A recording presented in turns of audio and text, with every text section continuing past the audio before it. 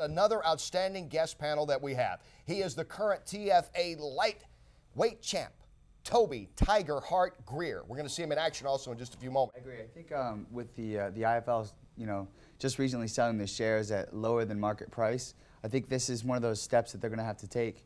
Be great for Ben Rothwell. It's a sink or swim. You know what I mean? With the IFL, this is going to be a tough year for them. So I think having Ben Rothwell is going to be good for the IFL, and it's going to be good for his career because if they don't stick around, he's out of that contract. If he sticks around, it's going to be good for everybody involved, I think. What about the Kimbo Slice? I think there's people out there that want to see this. He's an internet celebrity, so he's got that really celebrity feel online. You know what I mean? You've seen him, lots of people have seen him fight for a couple years now in his backyard brawls. He's one of those guys that now that everybody knows he's been training with Bas, as a fan, we're really looking forward to seeing him in the cage. Any organization will be very smart to pick this up.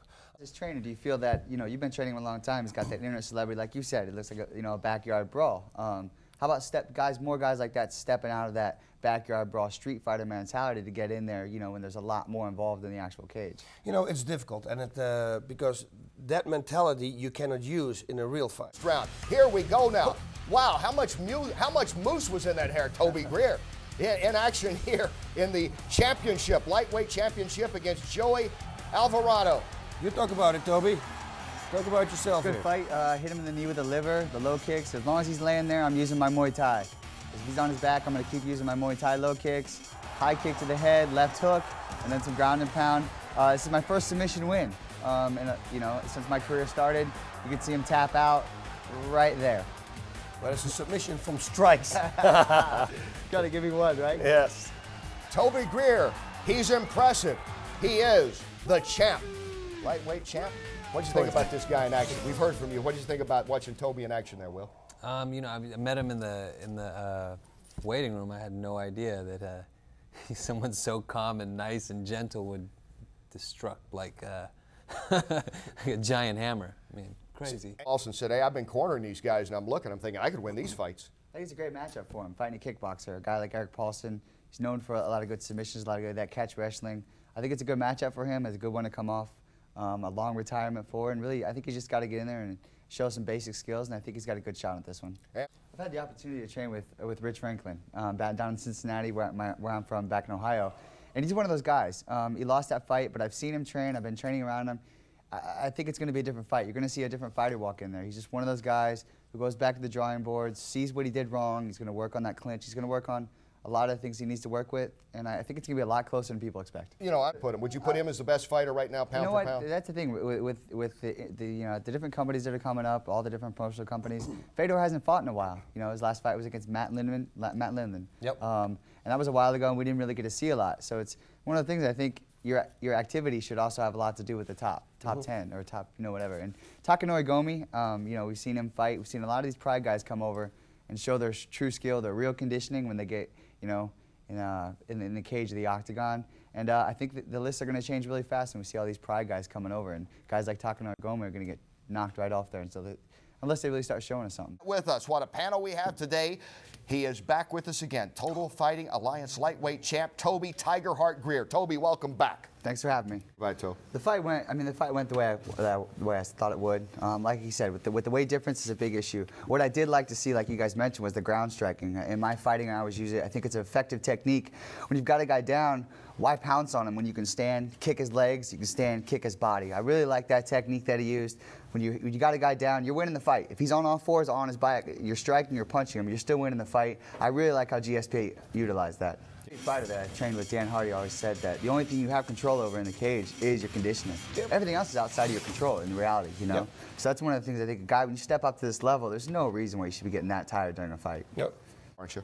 Yeah. Move it up. Yeah, right on. Yeah. I don't think, the reality is I would love to fight at 170. When I look in the mirror, I see at least 205.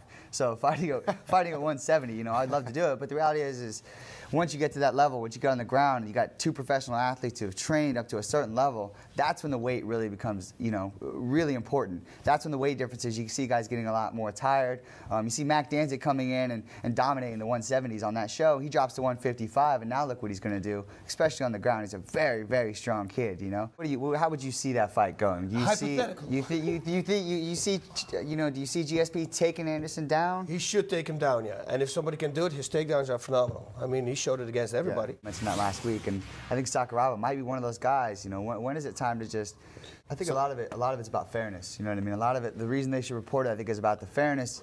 You know, the guys in the UFC, Fertitas, and Dana White are talking about how they consider the organization very comparable to the NFL. When they give us a fighters union, you know, I dare you. But I don't see that coming anytime soon. But that's something that's very important. I think it would be huge. If the UFC wants to compare themselves to the NFL, then they need to establish the same rules and same regulations that an organization like the NFL does. They look after their players after they're gone. They look after their players while they have them, health insurance. They really look after their players. The thing is, there's a lot of guys in every sport. You have those men, you know what I mean, in the NFL. And all those guys, the men who paved the way for fighters like me, I'm a couple years into my career. There's guys who already put the time in to build the sport. The Royce Gracies back in '93. Those guys, you know, look at where those guys are. Some of those guys are still teaching classes, teaching privates, teaching people how to kickbox. You know, if they want to say it's like more like the NFL, set up a fighters union, set up retirement plans, set up things like that. Then, you know, I don't think it'd be an issue to report what each fighter's making. You know, Forbes.com right now is running the story, the money machine. I don't know if you guys seen it right now. All about how much the UFC's making, how much they made, you know, since 2006, and when their pay-per-view's really gone up. And I think moving on and making it more organized, get the union, make it more like the NFL. If they want to compare themselves to the NFL, then they need to take the steps to do that. Well, you raise a good issue, Toby. He fights #1, and he's been fighting guys of every style, every weight class, every you know, and he's one of those guys. In my mind, he's #1. He'll always be #1. He's fought a lot of different fights inside of new rules, but you give him no time limit, you put Royce Gracie against just about anybody, my money's on Royce Gracie. In a real fight, in the street, no rules, no time limits, they go. I still got all the faith in him. So. Bas too? Yeah, no I'm doubt. running with Bas. Bas #4 though. I'm smart like Fredo. You know what I'm saying?